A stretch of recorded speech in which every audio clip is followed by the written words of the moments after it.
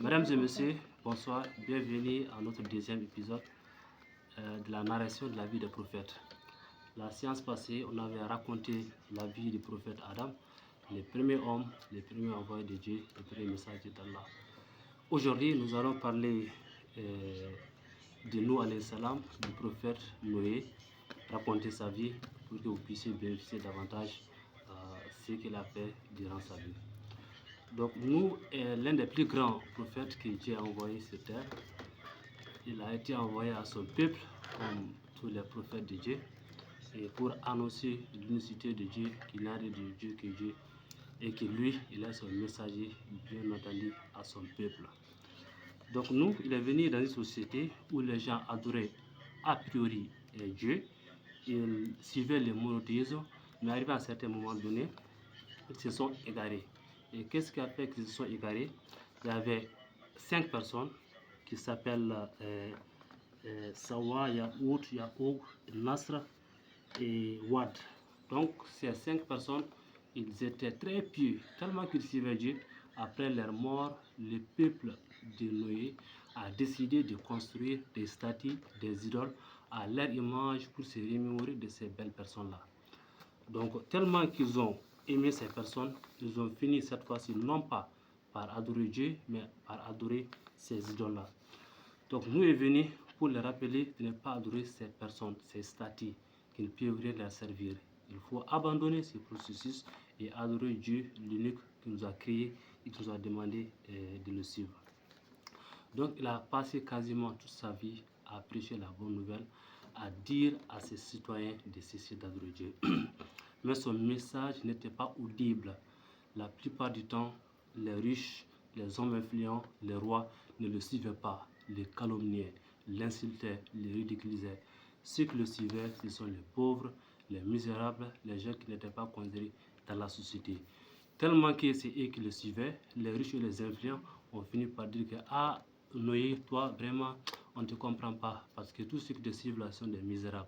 Nous, les hommes riches, on ne te suit pas. Mais lui, il sait très bien qu'il est le messager de Dieu. Il va continuer, persévérer dans les messages que Dieu lui a demandé d'adresser à ses concitoyens. Il va faire 950 ans durant jour et nuit. Il va prêcher l'unicité de Dieu. Et on va consulter le Coran pour voir comment il a dit. Dans la sourate 71, tout ne parle que de lui. Et le verset lui-même s'intitule Nous, Noé. Voilà, toute la sourate, c'est-à-dire du verset 1 à verset 28, une page et demie quoi. Mais il y a d'autres versets, des brides dans le Coran qui parlent de nous. Permettez-moi de lire un verset où il dit à son peuple: Et Noé dit, Seigneur, ne laisse sur terre aucun infidèle. Si tu les laisses en vie, ils engendreront des serviteurs, ils n'engendreront que des prêcheurs infidèles.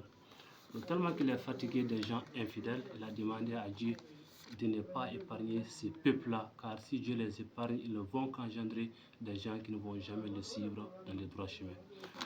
Donc, étant fatigué de ces peuples-là, qui se raillent de lui, il a demandé à Dieu que faire maintenant.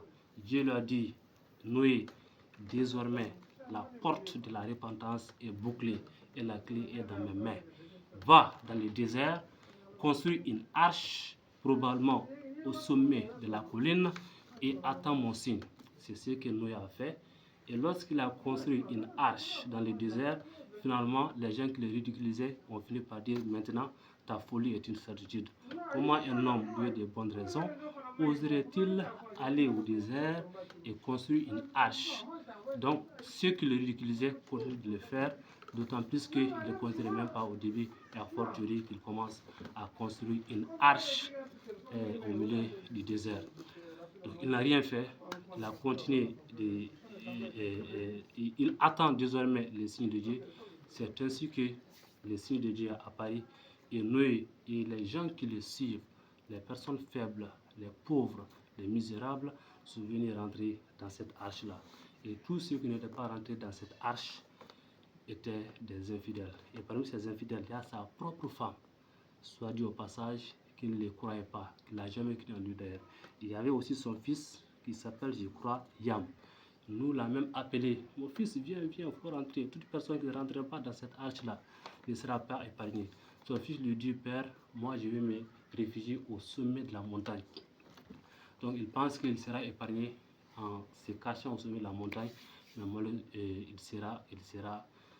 il sera emporté par le déluge comme tous ceux qui n'étaient pas rentrés dans l'arche. C'est ainsi que Noé a fait rentrer, l'eau sortait, tombait du ciel, et l'eau sortait de la terre, donc partout il n'y avait que de l'eau. Il n'y a que ceux qui étaient dans l'arche qui étaient sauvés du déluge. Donc il continue dans ces bateaux, dans cette arche, jusqu'à ce qu'un oiseau arrive, lui montre un signe de la présence de la terre. C'est ainsi qu'ils ont accosté les arches et commencé à perpétuer davantage la vie. Donc voilà l'essentiel de l'histoire de Noé. Parmi les 124 000 prophètes que Dieu a envoyés, Noé est certainement l'un des plus importants et les plus patients. Imaginez-vous aujourd'hui une personne qui serait capable de se patienter 950 ans pour prêcher la bonne nouvelle au peuple. Nous n'aurons même pas cet âge à fortiori de se patienter pour annoncer cette bonne nouvelle. Donc nous était un excellent prêcheur. Et soit dit au passage, lorsqu'il prêchait, il appelait les gens à Dieu, tellement que les gens étaient arrogants. Ils prenaient leurs mains, ils apposaient ça sur leurs oreilles pour ne même pas entendre la voix de Noé, à fortiori de le suivre dans le droit chemin. Donc voilà l'histoire succincte de Noé. Et prochainement, nous allons évoquer l'histoire de notre prophète. Et merci, bonne soirée et bonne suite de Ramadan.